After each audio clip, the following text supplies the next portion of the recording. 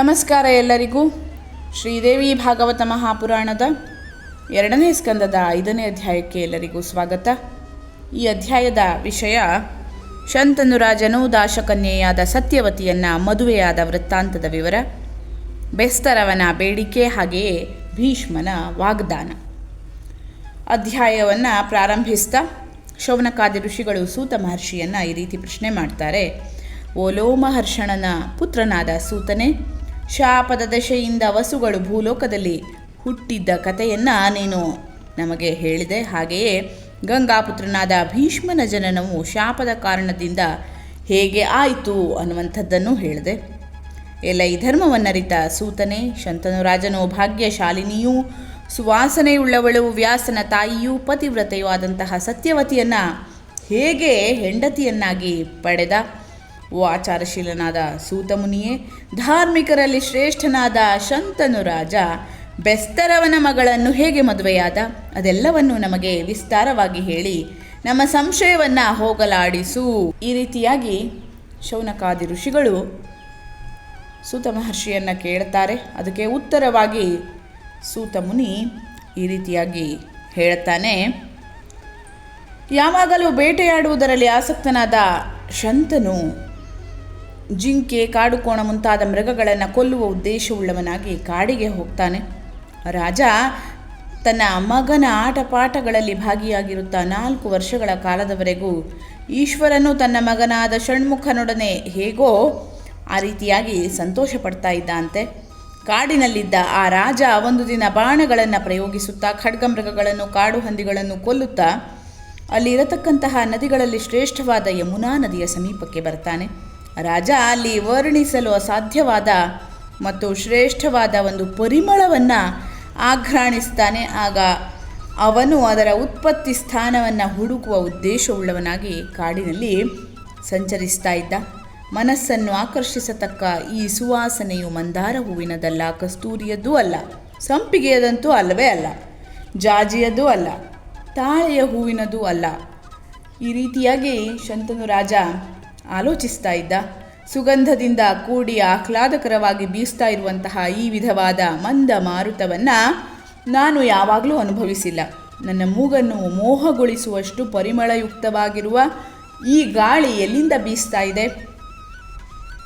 ಈ ರೀತಿಯಾಗಿ ಯೋಚಿಸ್ತಾ ಆ ಪರಿಮಳದಲ್ಲಿ ಆಶೆಯುಳ್ಳವನಾಗಿ ಆ ಗಾಳಿಯ ಮಾರ್ಗವನ್ನೇ ಅನುಸರಿಸುವವನಾಗಿ ಶಂತನು ರಾಜ ಕಾಡಿನಲ್ಲಿ ಎಲ್ಲ ಕಡೆ ಸುತ್ತಾಡ್ತಾನೆ. ಆ ಶಂತನು ರಾಜ ನದಿ ದಡದಲ್ಲಿ ಕೊಳಕು ಬಟ್ಟೆಯನ್ನು ಧರಿಸಿರುವವಳಾದರೂ ಸುಂದರವಾದ ರೂಪವುಳ್ಳವಳಾದ ಅನುರಾಗ ಮುಂತಾದ ಶೃಂಗಾರ ಭಾವವನ್ನು ಸೂಚಿಸುವಂತೆ ಶೃಂಗಾರ ಮಾಡಿಕೊಂಡಿರುವಂತಹ ಒಬ್ಬಳು ಸ್ತ್ರೀಯನ್ನು ನೋಡ್ತಾನೆ. ಆ ಶಂತನು ರಾಜ ಕಪ್ಪಾದ ಕಡೆಗಣ್ಣಿನ ನೋಟವುಳ್ಳ ಆ ಸ್ತ್ರೀಯನ್ನು ನೋಡಿ ಆಶ್ಚರ್ಯಪಡ್ತಾನೆ. ಮತ್ತು ಈ ಸುವಾಸನೆ ಈ ಶರೀರದಿಂದಲೇ ಬರ್ತಾ ಇದೆ ಅನ್ನುವಂಥದ್ದನ್ನು ಆತ ನಿಶ್ಚಯ ಮಾಡಿಕೊಳ್ತಾನೆ. ಹೆಚ್ಚು ಸೌಂದರ್ಯವುಳ್ಳ ಅವಳ ರೂಪವು, ಹಾಗೆಯೇ ಎಲ್ಲ ಜನರಿಗೂ ಹಿತ ತೃಪ್ತಿಕರವಾದ ಆ ಪರಿಮಳವು, ಮಂಗಳಕರವಾದ ಅಂತಹ ಹೊಸ ಪ್ರಾಯದ ವಯಸ್ಸು, ಇವೆಲ್ಲವನ್ನು ನೋಡಿ ಆ ಶಂತನು ರಾಜ ಆಶ್ಚರ್ಯಪಡ್ತಾನೆ. ಇವಳು ಯಾರಾಗಿರಬಹುದು? ಇಲ್ಲಿ ಹೇಗೆ ಬಂದಳು ಈಕೆ? ಇವಳು ದೇವತಾ ಸ್ತ್ರೀಯಾಗಿರಬಹುದೇ, ಅಥವಾ ಮನುಷ್ಯಳೇ, ಗಂಧರ್ವರಾಜನ ಮಗಳೇ, ಅಥವಾ ನಾಗಕನ್ನಿಕೆಯೇ? ಸುವಾಸನೆಯುಳ್ಳ ಈ ಸ್ತ್ರೀಯನ್ನು ನಾನು ಯಾರು ಅಂತ ಯಾವ ರೀತಿ ನಿರ್ಧಾರ ಮಾಡಲಿ? ಈ ರೀತಿಯಾಗಿ ಶಂತನು ರಾಜ ಮನಸ್ಸಿನಲ್ಲಿ ಯೋಚನೆಯನ್ನು ಮಾಡ್ತಾ ಯಾವಾಗ ತಾನೇ ಸ್ವಂತವಾಗಿ ನಿಶ್ಚಯವನ್ನು ಪಡಲಾರದೆ ಹೋಗ್ತಾನೋ ಆಗ ರಾಜ ಪೂರ್ವದಲ್ಲಿ ತನ್ನನ್ನು ಬಿಟ್ಟು ಹೋಗಿದ್ದ ಗಂಗೆಯಾಗಿರಬಹುದೇ ಅಂತ ಅವಳನ್ನು ನೆನೆಯುತ್ತಾ ಕಾಮವಶನಾಗಿ ದಡದಲ್ಲಿ ಇದ್ದಂತಹ ಮನೋಹರಳಾದ ಆ ಸ್ತ್ರೀಯನ್ನೇ ಈ ರೀತಿಯಾಗಿ ಪ್ರಶ್ನೆ ಮಾಡ್ತಾನೆ. ಓ ಪ್ರಿಯಳೇ, ನೀನು ಯಾರು? ಯಾರ ಮಗಳು? ಓ ಸುಂದರವಾದ ಸ್ತ್ರೀಯೇ, ನೀನು ಜನರಿಲ್ಲದ ಈ ಸ್ಥಳದಲ್ಲಿ ಒಬ್ಬಳೇ ಏಕೆ ಇದ್ದೀಯಾ?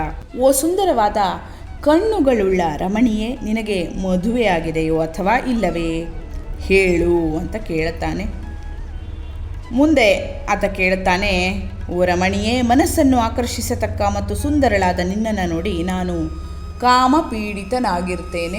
ಓ ಪ್ರಿಯಳೇ, ನೀನು ಯಾರಾಗಿರುವೆ? ಮುಂದೆ ನೀನು ಏನನ್ನು ಮಾಡಲು ಇಚ್ಛಿಸುತ್ತೀಯಾ? ಇದೆಲ್ಲವನ್ನು ನನಗೆ ವಿಸ್ತಾರವಾಗಿ ಹೇಳು ಅಂತ ಶಂತನು ರಾಜ ಆ ಸ್ತ್ರೀಯನ್ನು ಕೇಳುತ್ತಾನೆ. ಆಗ ಆ ಸ್ತ್ರೀ ಈ ರೀತಿಯಾಗಿ ಉತ್ತರವನ್ನು ರಾಜನಿಗೆ ಕೊಡ್ತಾಳೆ. ಓ ರಾಜ, ನೀನು ನನ್ನನ್ನು ಬೆಸ್ತರವನ ಮಗಳೆಂದು, ಇನ್ನೂ ಮದುವೆಯಾಗದವಳೆಂದು, ತಂದೆಯ ಅಧೀನದಲ್ಲಿ ಇರತಕ್ಕವಳೆಂದು ತಿಳಿ.